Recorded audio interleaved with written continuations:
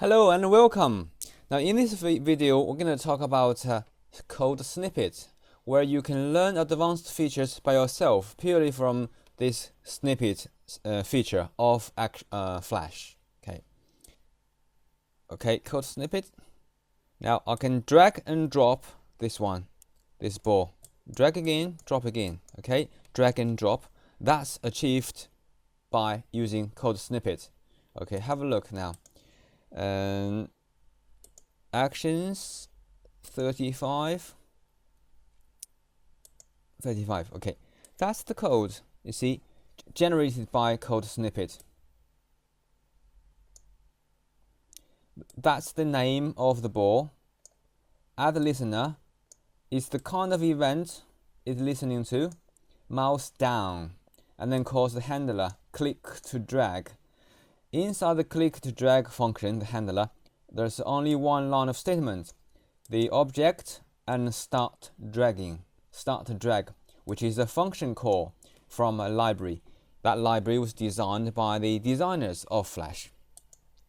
When you want to drop it, so the stage is listening to the mouse up.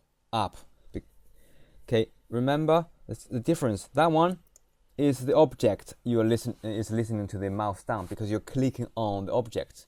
When you are dropping, your mouse could be anywhere outside the stage maybe. So the stage is listening to the mouse up event and then call the handler release to drop. Again, it's one line of statement. Just stop dragging. Let it go. Okay, how is it done? I need to select this one. Now let me do this blue square first. This time, that's done already. So the blue square name is ball catcher frame 35. Okay, I've selected already. And go to that code snippet and drag and drop. Double click. It's done. Now I'm going to play. Okay, that was the first section. This one is the second section. So this one is just recently added. Okay.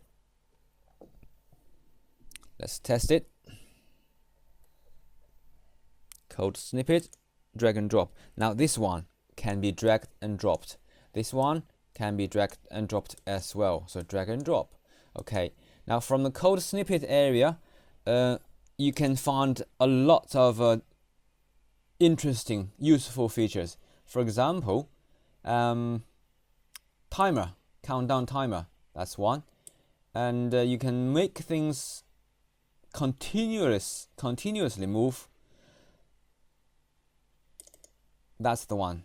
Okay, say with this one, when you enter a frame, and you will call the handler, how many times does it enter frame is determined by the frame rate of your movie. That's 24 frames per second. Actions. Now with this one, you could do a lot of advanced features. For example, you can make the ball bounce up and down, and I'm going to show you that, but that you have to write the code yourself.